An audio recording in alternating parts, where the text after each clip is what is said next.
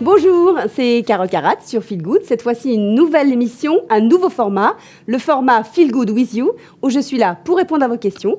On avait déjà commencé l'émission précédente et là, on continue et on va encore plus loin. Et j'ai choisi pour vous, cette fois-ci, un sujet qui nous concerne tous, le stress.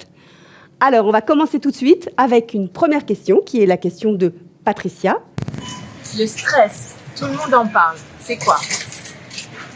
Alors Patricia, oui. Alors c'est quoi le stress ? C'est vrai qu'on en parle tous, mais là, on va commencer à mettre une définition sur ce stress. Tout d'abord, le stress, c'est une réaction naturelle qui nous concerne tous, qui n'est pas chronique généralement, qui est épisodique et qui va être une réaction qui va se situer au niveau de notre organisme. Comment ? Avec un état d'inquiétude, un état où on se met en retrait parce qu'on va avoir une tension mentale et on va être perturbé par qu'est-ce que je dois faire ? Comment je vais faire face à cette menace ? Du coup, on va être en situation d'attaque. Attention, cette situation, une autre fois, je voudrais préciser, elle n'est pas chronique. Le stress, normalement, est un envoi, un jet en fait de sérotonine, d'hormones neurotransmetteurs dans notre cerveau, dans notre corps, qui va nous stimuler. Voilà pour la première question.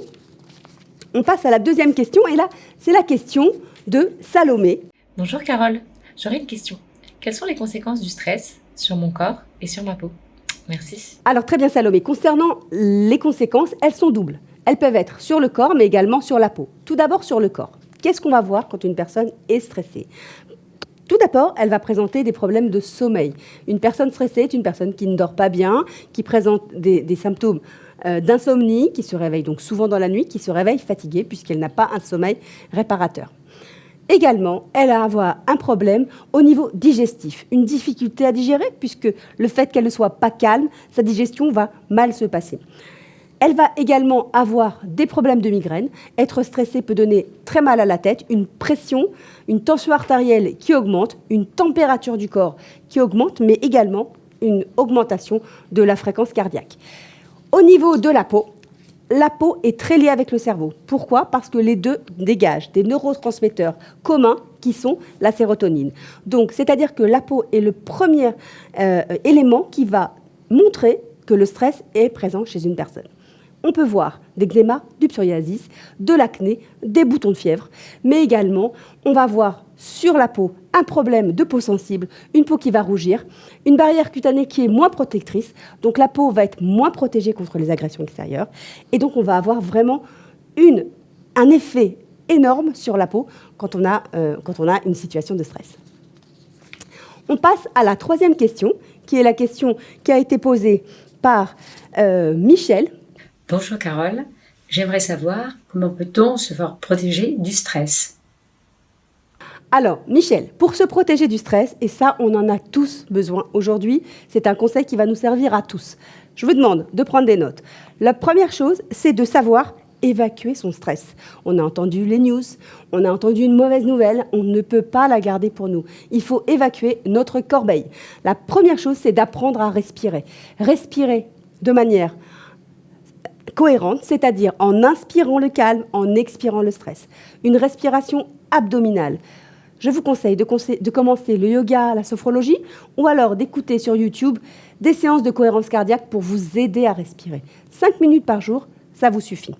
Deuxième conseil, être plus organisé. Être plus organisé vous permettra d'être moins stressé, d'être moins sur le fait accompli quand une nouvelle ou quelque chose doit arriver. On arrive à un examen, on arrive à un rendez-vous, on est prêt. On sait qu'on va rencontrer telle et telle personne, on est prêt. On ne va pas avoir quelque chose qui va nous tomber sur la tête. Troisième conseil, si vous êtes stressé, de prendre une solution naturelle. Quelque chose de naturel, commencez par de l'aromathérapie, des choses comme ça qui vont vous calmer déjà au niveau de votre respiration et de votre humeur. Avoir une vie saine, ça c'est le meilleur conseil que je peux vous donner pour ne pas être stressé, c'est-à-dire manger sainement des fruits, des légumes. Comme on le sait, l'alimentation a un effet énorme sur notre comportement. Éviter le sucre qui, lui, va nous pousser à faire du stress. Faire du sport 3 fois par semaine, 4 fois, même si ce n'est pas pendant un long moment, on évacue. On marche, on évacue le stress. on pense à des belles choses, on voit un joli environnement et on se sent beaucoup mieux. Et enfin, surtout, dormir, bien dormir, avoir un bon sommeil, un sommeil réparateur où vous dormez entre 7h et 8h et vous vous réveillez nouveau, en ayant bien sûr éliminé le stress avant de vous endormir avec une séance de cohérence cardiaque.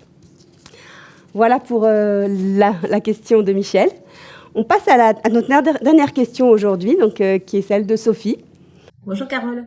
On dit souvent que le stress peut être aussi une bonne chose. Est-ce que vous le confirmez ? Alors oui Sophie, très bonne question. Le stress peut-il être bon ? Bien sûr, le stress est très bon. C'est-à-dire que quand le stress n'est pas chronique, il peut être bon. On voit un lion qui sort de sa cage, on est stressé et qu'est-ce qu'on fait ? On court. Qu'est-ce qui se passe quand on a un stress qui vient comme ça d'un coup ? En fait, on est surpris. On a, comme je vous ai dit tout à l'heure, des neurotransmetteurs qui se dégagent dans le cerveau et du coup, on a une hausse de vigilance. On a une hausse de nos capacités cognitives, de nos capacités mentales, intellectuelles. On a une mémoire qui d'un coup se met à marcher et à fonctionner bien mieux que d'habitude. Et ce qui fait qu'en fait, on va être plus dans l'action, plus réveillé. Donc le stress à un petit niveau, attention, peut être positif. C'est pour ça que vous avez entendu plusieurs fois dans votre vie que le stress à un petit dosage peut être positif. Voilà.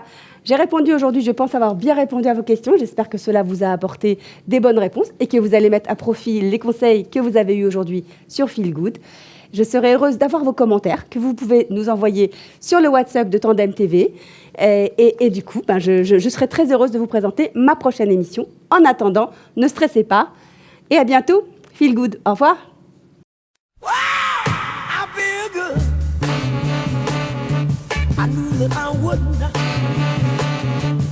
I feel